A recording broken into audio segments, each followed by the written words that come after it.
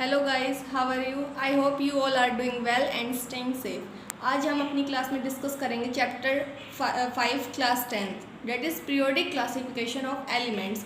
कि periods classify करना है एलिमेंट्स को, तो क्यों हमें ज़रूरत पड़ी क्लासिफिकेशन करने की एलिमेंट्स को। सबसे पहले तो हेडिंग है चैप्टर की क्लासिफिकेशन ऑफ एलिमेंट्स, तो सबसे पहले दिमाग में क्वेश्चन आना चाहिए कि क्यों हमें ज़रूरत पड़े कि हम एलिमेंट्स को क्लासीफाई करें। तो क्लासिफिकेशन क्यों की गई कि बहुत सारे एलिमेंट्स थे, टोटल 118 एलिमेंट्स है हमारे नेचर के अंदर, तो हम सारे एलिमेंट्स को सेपरेटली रीड आउट नहीं कर सकते। तो उन सबको रीड आउट करने के लिए हमने एक सिस्टमेटिक वे निकाला और उनको हमने क्लासीफाई किया। उनको हमने अरेंज किया ग्रुप्स के अंदर और कुछ को हमने अरेंज किया पीरियड्स के अंदर। तो ग्रुप्स और पीरियड्स के अंदर अरेंज करने से उनकी जो क्लासिफिकेशन, जो उनकी मतलब रीड आउट करना उनको ईजी हो गया और उनको क्लासीफाई कर दिया हमने एक सिस्टमेटिक वे के अंदर। लेवोजियर जो है वो फादर ऑफ केमिस्ट्री, मतलब एक लेवोजियर एक साइंटिस्ट है जिनको हम फादर ऑफ केमिस्ट्री के नाम से जानते हैं। एलिमेंट्स जो थे हमारे नेचर के अंदर 118 एलिमेंट्स है, हमें पता है। तो सिर्फ उसके अंदर हमारे पास मेटल्स भी है, नॉन मेटल्स भी है और फिलहाल मेटलोइड्स भी है। डाल्टन्स की अब आती है डाल्टन्स एटॉमिक थ्योरी। तो डाल्टन्स की एटॉमिक थ्योरी क्या कहती है कि 1803 के अंदर सबसे पहले थ्योरी आई थी डाल्टन्स की थ्योरी, डेट इज़ 1803 के अंदर आई है। और ये डाल्टन्स ने, ये केमिस्ट हैं, मतलब केमिस्ट्री के अंदर इन्होंने काम किया है।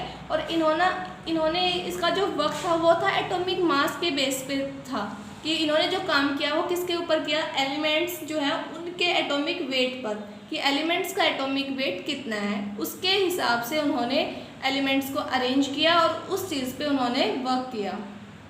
फिर एक ट्रेड आता है that is known as Dobereiner triad, कि डॉबर्नियर ने भी, ये भी एक साइंटिस्ट है डॉबर्नियर, और ये भी एटॉमिक मास और एटॉमिक वेट पे काम करते हैं। इन्होंने भी एटॉमिक वेट पे काम किया और एटॉमिक मास पे काम किया और इन्होंने ट्रेड्स बनाए। ट्रेड्स मतलब होता है कि 3 एलिमेंट्स को एक ही ग्रुप के अंदर रखा और उसको उन्होंने नाम दे दिया ट्रेड्स। इन्होंने सिर्फ 3 ही ट्रेड्स दिए और ये इनकी लिमिटेशन थी। इसकी अगर कोई पूछे कि इसकी लिमिटेशन क्या है, तो इसकी लिमिटेशन ये थी कि सिर्फ इन्होंने 3 ही ट्रेड्स दिए और 3 ट्रेड्स दिए। फर्स्ट ग्रुप का एक ट्रेड फर्स्ट ग्रुप का दिया, दूसरा सेकेंड ग्रुप का और थर्ड इसने दिया थर्ड ग्रुप का।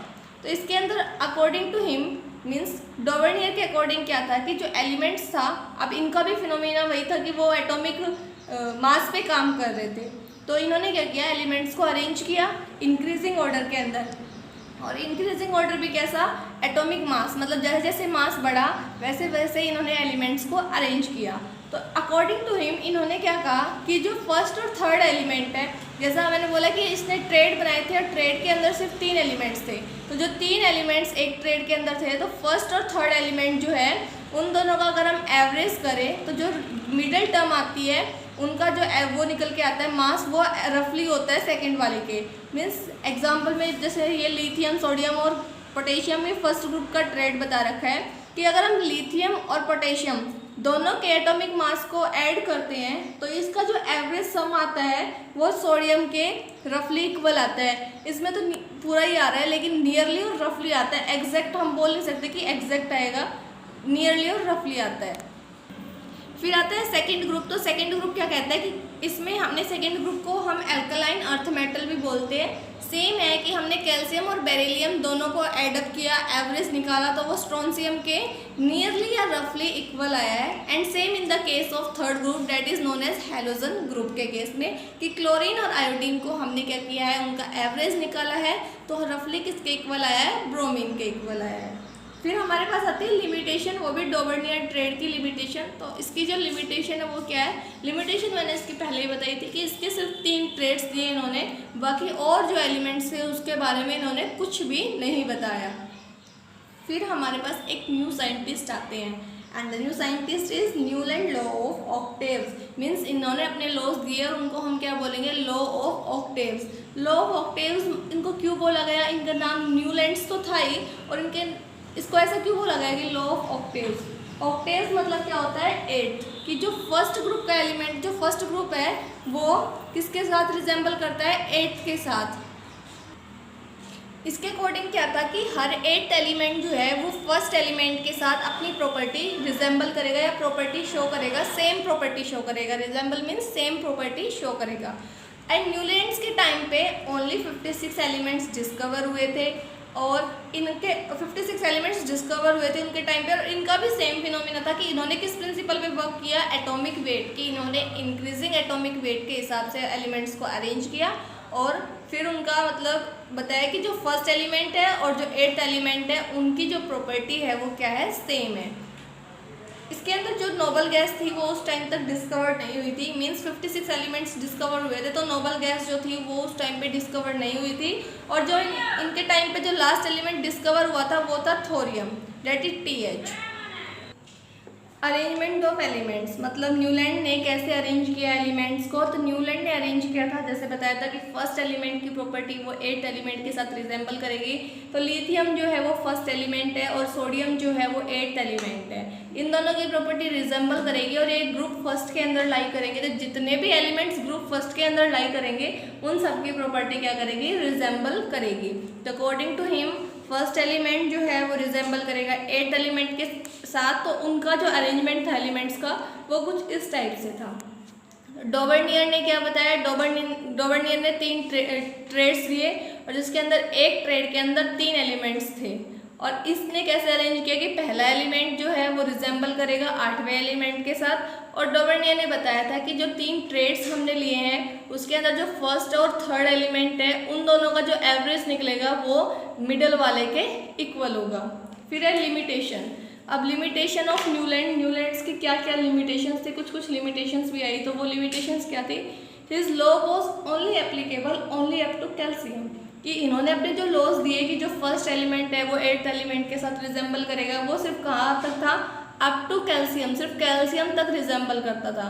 कैल्शियम के बाद every 8th element didn't have properties similar to that of the first. इसके बाद जो एलिमेंट की प्रॉपर्टीज जो मतलब बता रखे कि पहला एलिमेंट 8वें एलिमेंट के साथ रिजेंबल करेगा वो फॉलो नहीं कर रहा था। तो जो ये फर्स्ट एलिमेंट 8th एलिमेंट के साथ जो रिजेंबल कर रहा है वो सिर्फ कहाँ तक अप्लाई था, कैल्शियम। एंड कैल्शियम जो है उसका एटॉमिक नंबर इज 20, इसका एटॉमिक नंबर होता है 20। तो सिर्फ कैल्शियम तक ही एप्लीकेबल था, तो पहली लिमिटेशन थी ये इसकी। फिर है कि he didn't leave any space और स्लॉट फॉर अनडिस्कवर्ड एलिमेंट, कि इन्होंने कोई भी स्पेस नहीं छोड़ा या फिर कोई भी स्लॉट, क्योंकि according to him only 56 elements ही रहेंगे। आगे इन फ्यूचर कोई भी एलिमेंट्स जो है वो डिस्कवर्ड नहीं होगा लाइफ के अंदर, फ्यूचर के अंदर।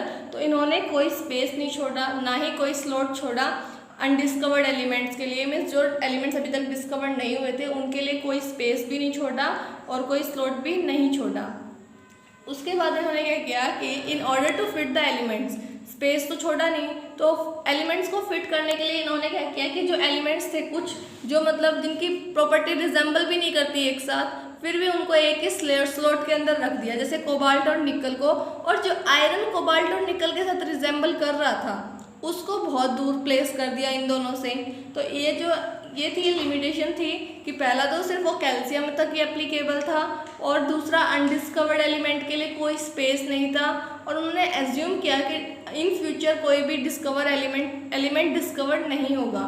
फिर तीसरी लिमिटेशन क्या थी कि एलिमेंट्स जो फिट नहीं हो पा रहे थे उन्होंने ऐसे डिसिमिलर एलिमेंट को एक ही स्लॉट के अंदर रख दिया, जैसे कि सेम कॉलम के अंदर रख दिया, जैसे कोबाल्ट और निकल का एग्जांपल दे रखा है। और आयरन जिसकी प्रॉपर्टी सिमिलर थी कोबाल्ट और निकल से, उसको बहुत ही दूर रख दिया। ये थी इसकी limitations, that is Newland law of octaves की लिमिटेशन थी। ऑक्टेव्स क्यों बोला था उसको, क्योंकि ऑक्टेव्स मतलब होता है 8 और मतलब फर्स्ट एलिमेंट 8th एलिमेंट के साथ रिजेंबल करेगा, लेकिन वो सिर्फ कैल्शियम तक ही एप्लीकेबल था। फिर हमारे पास आई मेंडलीव्स की पीरियोडिक टेबल। फिर एक और साइंटिस्ट ने काम किया, भाई इससे बात नहीं बनी तो इसने काम किया। अब इसने क्या कहा कि मेंडलीव्स ने अपनी पीरियोडिक टेबल दी, और मेंडलीव्स पीरियोडिक टेबल क्या कहती है कि उन्होंने अरेंज किया एलिमेंट्स को increasing order of atomic masses. अभी तक कितने साइंटिस्ट हमने पढ़े, डाल्टन्स पढ़ा, बंद हो गया।